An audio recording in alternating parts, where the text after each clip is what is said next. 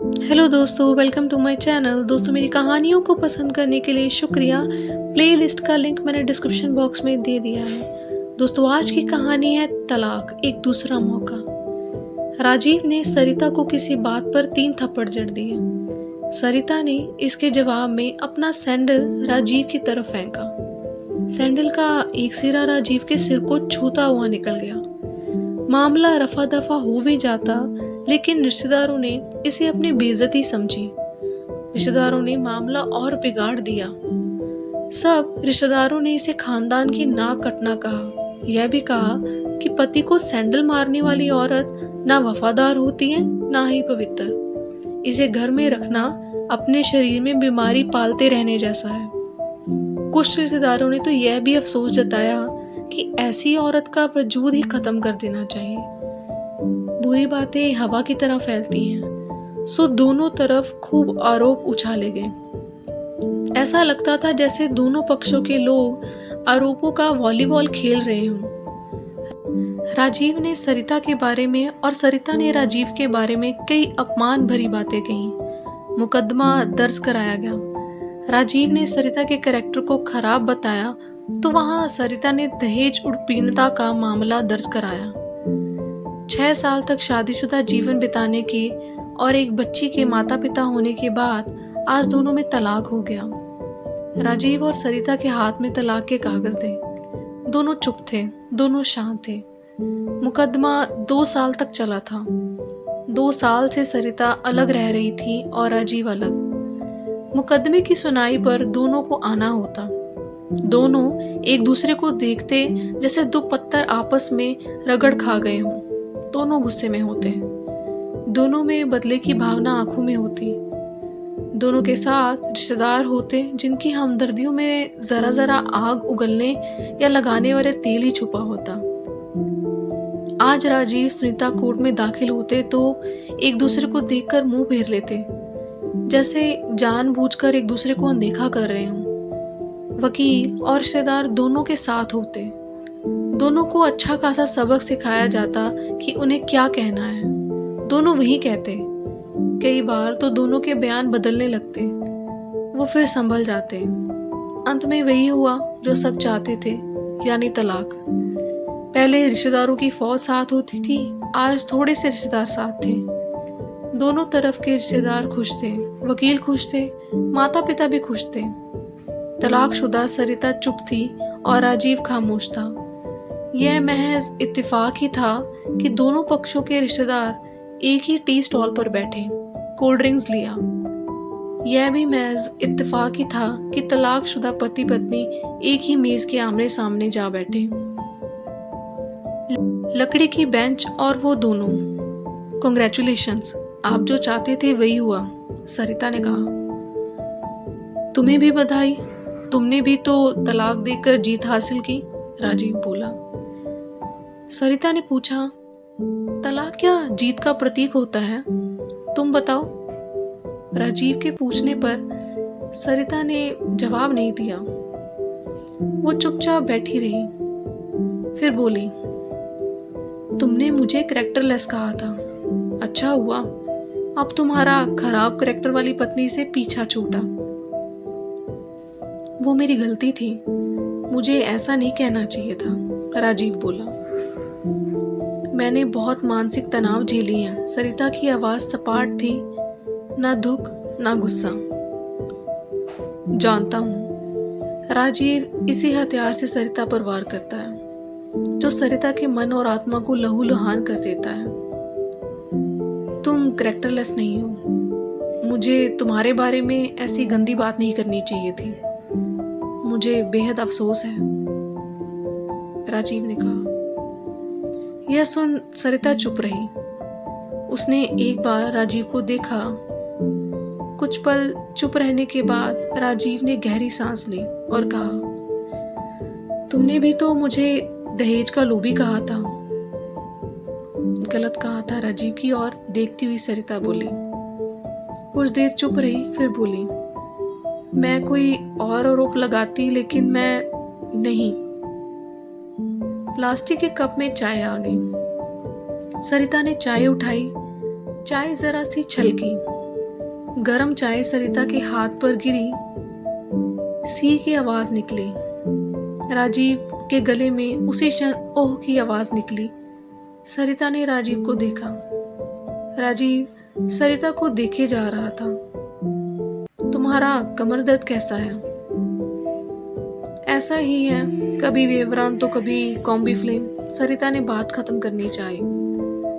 तुम एक्सरसाइज भी तो नहीं करती, राजीव ने कहा। तो सरिता भी फीकी हंसी हंस दी। सरिता ने पूछा, अच्छा तुम्हारे अस्थमा की क्या कंडीशन है? फिर अटैक तो नहीं पड़े? अस्थमा? डॉक्टर सूरी ने मेंटल स्ट्रेस कम करने को कहा है, राजीव ने जानकारी दी। सरिता ने राजीव को देखा, देखती रही एकटक, जैसे राजीव के चेहरे पर छिपे तनाव को पढ़ रही हो। सरिता ने राजीव के चेहरे से नजरें हटाईं और पूछा, इनहेलर तो लेते रहते हो ना? हाँ, लेता रहता हूँ, आज लेना याद नहीं रहा, राजीव ने कहा। सरिता ने हमदर्द लहजे में कहा, तभी आज तुम्हारी सांस उखड़ी उखड़ी सी है। हाँ, कुछ इस वजह से और कुछ, राजीव कहते कहते रुक गया। सरिता ने बात पूरी की, कुछ तनाव के कारण। राजीव कुछ सोचता रहा, फिर बोला, तुम्हें 4 लाख रुपए देने हैं और 6,000 रुपए महीना भी। हाँ फिर? सरिता ने पूछा। वसंत में फ्लैट है, तुम्हें तो पता है, मैं उसे तुम्हारे नाम कर देता हूँ। 4 लाख रुपए फिलहाल मेरे पास नहीं है, राजीव ने अपने मन की बात कही। पर वसंत वाले फ्लैट की कीमत तो 20 लाख रुपए होगी, मुझे सिर्फ 4 लाख रुपए चाहिए, सरिता ने कहा। तो राजीव ने कहा, बिटिया बड़ी हो गई, 100 खर्चे होते हैं। सरिता बोली, वो तो तुम 6,000 रुपये महीना मुझे देते रहोगे। हाँ जरूर दूंगा। सरिता ने कहा, 4 लाख अगर तुम्हारे पास नहीं है तो मुझे मत देना। राजीव उसका चेहरा देखता रहा। कितनी साफ दिल और कितनी सुंदर लग रही थी सामने बैठी सरिता, जो कभी उसकी पत्नी हुआ करती थी।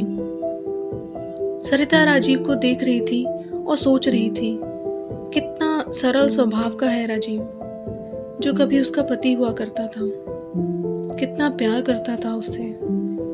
एक बार हरिद्वार में जब वह गंगा में स्नान कर रही थी तो उसके हाथ से जंजीर छूट गई।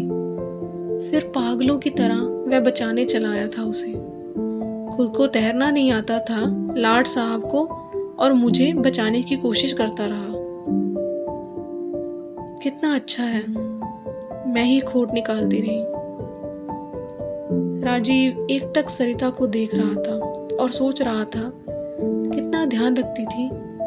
स्टीम के लिए पानी उबालकर जग में डाल देती, उसके लिए हमेशा इनहेलर खरीद कर लाती। सेरेटाइड एक्विलर बहुत महंगा था, हर महीने कंजूसी करती, पैसे बचाती और एक्विलर खरीद कर लाती। दूसरों की बीमारी की कौन परवाह करता है, यह करती थी परवाह, कभी जाहिर भी नहीं होने देती थी। कितनी ईमानदार थी इसमें। मैं अपनी मर्दानगी के नशे में रहा, काश जो मैं इसके जज्बे को समझ पाता। दोनों चुप थे, बेहद चुप, दुनिया भर की आवाजों से मुक्त होकर खामोश। दोनों भीगी भीगी आंखों से एक दूसरे को देखते रहे। मुझे एक बात कहनी है, राजीव की आवाज में झिझक थी। कहो, सरिता ने सजल आंखों से उसे देखते। डरता हूँ, राजीव ने कहा। डरो मत, हो सकता है तुम्हारी बात मेरे मन की बात हो, सरिता ने कहा। तुम बहुत याद आती रही, राजीव बोला। तुम भी, सरिता ने कहा। मैं तुम्हें अब भी प्यार करता हूँ। मैं भी, सरिता ने कहा। दोनों की आंखें कुछ ज्यादा ही नम हो गई, दोनों की आवाज जज्बाती और चेहरे मासूम। क्या हम दोनों जीवन को नया मोड़ दे सकते हैं, राजीव ने पूछा। कौन सा मोड़? हम फिर से साथ साथ रहने लगे, एक साथ पति पति बनकर, बहुत अच्छे दोस्त बनकर, सरिता ने पूछा। तो फिर यह पेपर? राजीव ने कहा, फाड़ देते हैं, और अपने हाथ से तलाक के कागजात फाड़ दिए। फिर सरिता ने भी वही किया। दोनों उठ खड़े हुए, एक दूसरे के हाथ में हाथ डालकर मुस्कुराए। दोनों पक्षों के रिश्तेदार हैरान परेशान थे। दोनों पति पत्नी हाथ में हाथ डाले घर की तरफ चले गए। घर जो सिर्फ और सिर्फ पति पत्नी का था। पति पत्नी में प्यार और तकरार एक ही सिक्के के दो पहलू हैं। जरा सी बात पर कोई ऐसा फैसला ना ले कि आपको जिंदगी भर अफसोस हो। दोस्तों, आई होप आपको मेरी कहानी अच्छी लगी हो। ये कहानी हमें सिखाती है कि झगड़े तकरार हर रिश्तों में होते हैं, फिर चाहे वो पति पत्नी का रिश्ता हो या कोई और। पर उस रिश्ते में क्या मोड़ आएगा, क्या अंजाम होगा, इसका फैसला सिर्फ उन दोनों के बीच में होना चाहिए, ना कि रिश्तेदारों के हिसाब से। लोग तो आग लगाने का काम करते हैं। तो दोस्तों, अगर आपके रिश्तों में कभी भी मनमुटाव आए तो उसे खुद से सॉल्व करें, खुद से बैठकर बात करें आपस में, ना कि दूसरों की कहने पर चलें। क्योंकि कभी कभी दो बातें करने से ही सारी चीज़ें सॉल्व हो जाती हैं, पर हम अपनी ईगो के कारण बात को बढ़ा देते हैं। तो दोस्तों, आई होप आपको मेरी कहानी अच्छी लगी हो। अगर आपको मेरी कहानी अच्छी लगी हो तो प्लीज़ इसे दूसरों के साथ शेयर करें, लाइक करें एंड सब्सक्राइब करें मेरे चैनल को, जिसका नाम है my story boys. Bell icon को ज़रूर प्रेस करिएगा ताकि आपको मेरी आने वाली कहानियों की नोटिफिकेशंस मिलती रहे। इस कहानी के बारे में आपकी क्या राय है, कमेंट में ज़रूर लिखिएगा। और मिलते हैं अगली कहानी में अगली बार। Thank you so much.